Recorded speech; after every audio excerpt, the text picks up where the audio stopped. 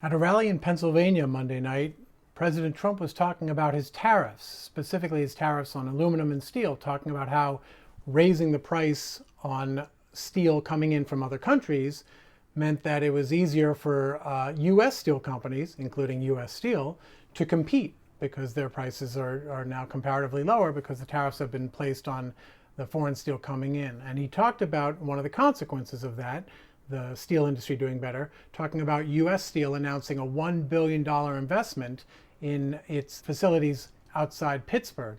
And I want you to watch what he says because it sounds like good news, and it is good news, but there's a huge ton of downside that's packed in there, and it's not clear how the U.S. economy gets out of it. And I want to explain that after you watch his comments. Now, just this month, United States Steel announced that it will invest more than $1 billion to completely transform and make new the Manoir. You know that? You know where this is? Right next to Pittsburgh. In Pittsburgh. Does anyone know? Mon Valley Works near Pittsburgh. They're spending over $1 billion, thousands of jobs, the newest, the finest equipment in the world. They're going to make steel again in our country. They haven't been building new plants for decades.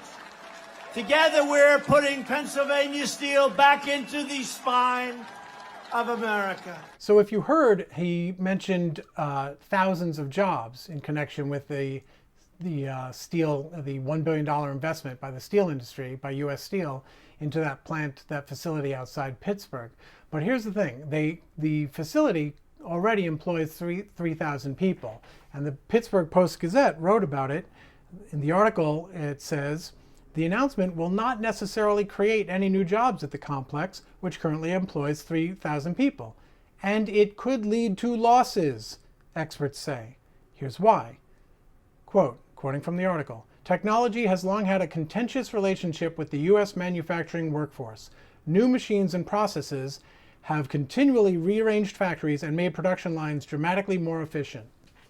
What people haven't really understood about corporate success, and this goes hand in hand with the Trump tax cuts, is that there are four main things that companies like to do when they get big windfalls, including tax cuts. One is jack up the value of their stock. They buy up shares of the stock, and they pay out dividends, all of which lifts the value of their stock, which, not coincidentally, increases the performance-based bonuses that the executives get. They're incentivized to raise the value of their stock, so they spend their money handing it out to shareholders. That doesn't necessarily have a negative effect on jobs.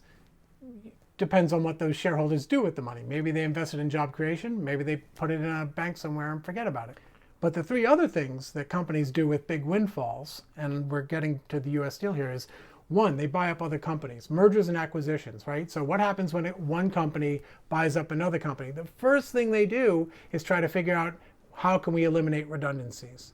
That means jobs, getting rid of jobs. I've got an accounting department, you've got an accounting department.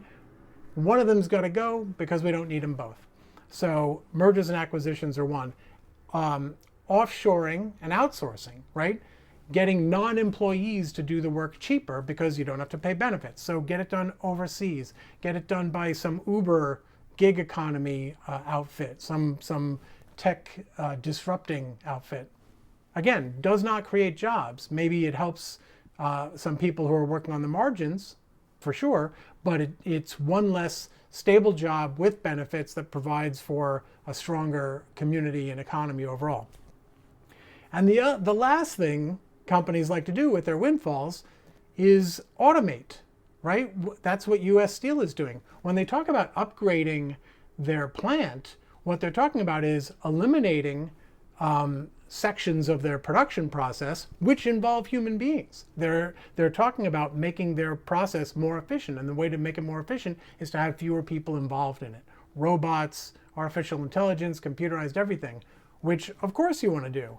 But again, this is an investment in the economy that kills jobs.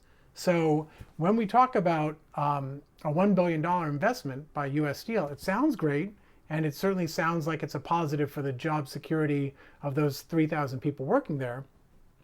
But The other quote from the story that's important here is, the union would closely monitor the number of jobs at the plant and whether vacant positions were being filled. Because when companies get big windfalls like this, the first thing they want to do is cut jobs.